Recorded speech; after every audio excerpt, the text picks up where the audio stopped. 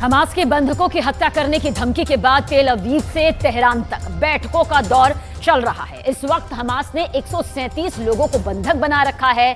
Hamas ने Israel से मांग की, अगर उनकी मांगे पूरी नहीं हुई तो वो बंधकों को मौत के घाट उतार देंगे। इजरायल ने अभी कोई प्रतिक्रिया नहीं दी, लेकिन 24 घंटे में गाजा में 250 हमले बता रहे हैं कि इजरायल के प्रधानमंत्री बेन्यामिन नेतन्याहू का आखिर अगला रुख क्या होगा।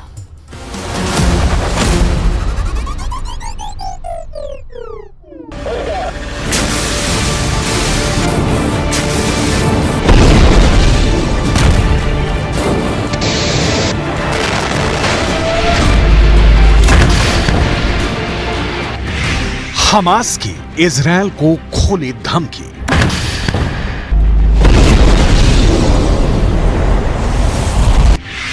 एक भी बंधक जिंदा वापस नहीं जाएगा।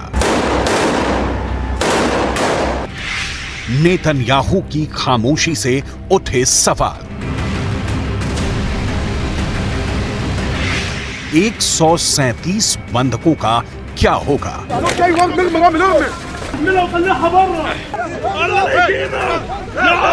क्या इजरायल उन्हें हमास के हाथों मरने के लिए छोड़ देगा या हमास की मांगें मान लेगा? हमास के प्रवक्ता अबू उबैदा ने इंटरव्यू में कहा, ना तो फांसीवादी दुश्मन और उसका अहंकारी नेतृत्व, ना ही उसके समर्थक बिना किसी आदान प्रदान या बातचीत व मांगों को पूरा किए बगैर अपने कैदियों को जिंदा ले जा सकते हैं, ना ही वो जाने देगा। हमारे पास हर मोहल्ले, सड़क और गली में इस बर्बर कब्जे वालों से लड़ने के अलावा कोई विकल्प नहीं है। दुश्मन के विनाश का मकसद हमारे प्रतिरोध की ताकत को तोड़ना है, लेकिन हम अपनी भूमि पर एक पवित्र युद्ध लड़ रहे हैं। हमास की मांगे मानना इजरायल के लिए आसान नहीं है, लेकिन मुश्किल यह है कि इजरायल बंधकों को मरने के लिए छोड़ देता है तो फिर विश्व बिरादरी के आगे उसकी नाक कट जाएगी।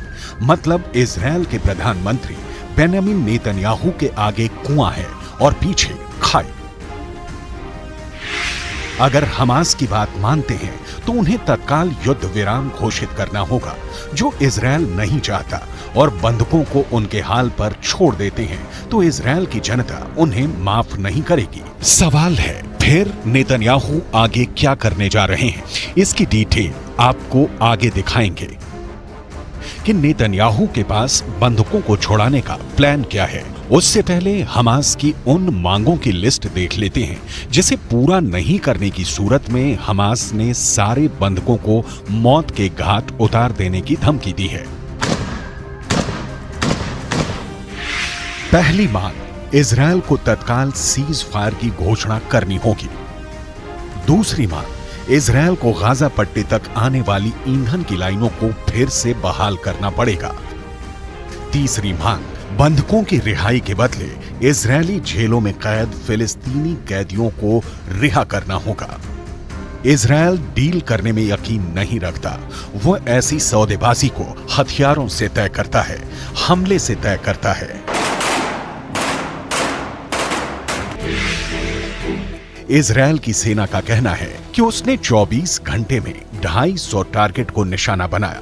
इन हमलों में 297 फिलिस्तीनी लोगों की मौत हुई है, 500 से ज्यादा घायल हो गए हैं। हमास ने कहा है कि 7 अक्टूबर से अब तक 18,000 से ज्यादा फिलिस्तीनी मारे गए हैं। इजरायल का कहना है कि उसने 7,000 हमास के आतंकियों को मार गिराया है। ऐसा करते हुए इजरायल के 98 जवान शहीद हो गए हैं और 600 से ज्यादा जख्मी हुए हैं। हर युद्ध की कीमत चुकानी पड़ती है, लेकिन इसकी सबसे ज्यादा कीमत तो बंधक चुका रहे हैं। इन बंधकों को 7 अक्टूबर को हमास गाजा उठाकर ले आया और तब से अब तक इनके सिर पर हमास की बंदूकें तनी हुई हैं। हमास ने बहुत सोची समझी रणनीति के तहत इजरायल से लोगों को अगवा किया था। हमास का मकसद ही था कि इजरायली लोगों को अगवा करके रखेंगे और जब बाजी पलटने लगेगी तो इजरायल से बंधकों की जान का सौदा करेंगे। हमास वही कर रहा है, लेकिन हमास की परेशानी ये है कि नेतन्याहू बावजूद इसके गाजा की तबाही पर रोक नहीं लगा रहे हैं। क्यों?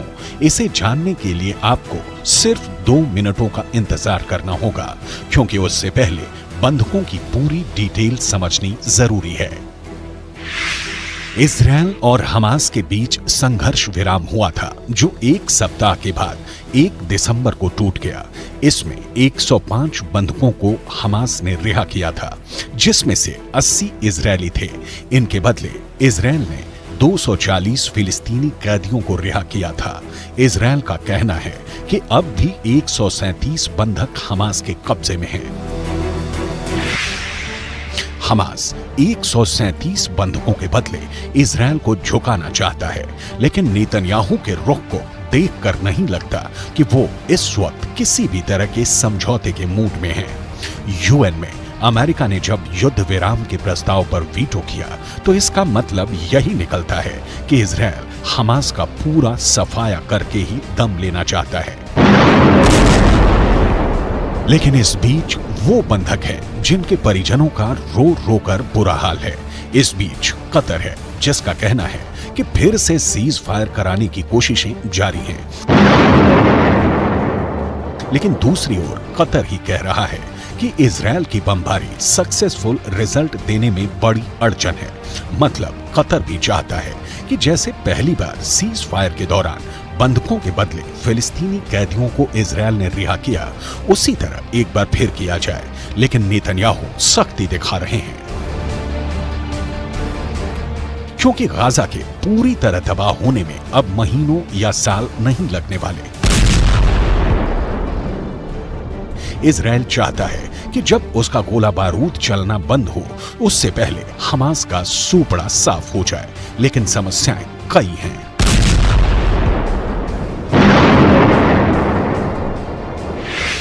हमास ही नहीं, इजरायली सैनिकों को एक और से जंग लड़नी पड़ रही है, और ये जंग है सैनिकों की बीमारी। इसके अलावा यमन के हूती हैं, जिनका हमला रुक ही नहीं रहा। इसके साथ ही हिजबुल्लाह है, जो लगातार धमकी देते हैं, और तो और ईरान है, जो लगातार इन संगठनों को खाद पानी देता है। बेंयामिन नेतन्याहू सत्ता में सुरक्षा की गारंटी देने के साथ आए थे, लेकिन 7 अक्टूबर के हमले ने उनकी गारंटी की चिंदी बिखेर दी। अब नेतन्याहू के सामने युद्ध है, और इस युद्ध में इजरायल की जीत की गारंटी पूरी करनी है, लेकिन नेतन्याहू फंस गए हैं।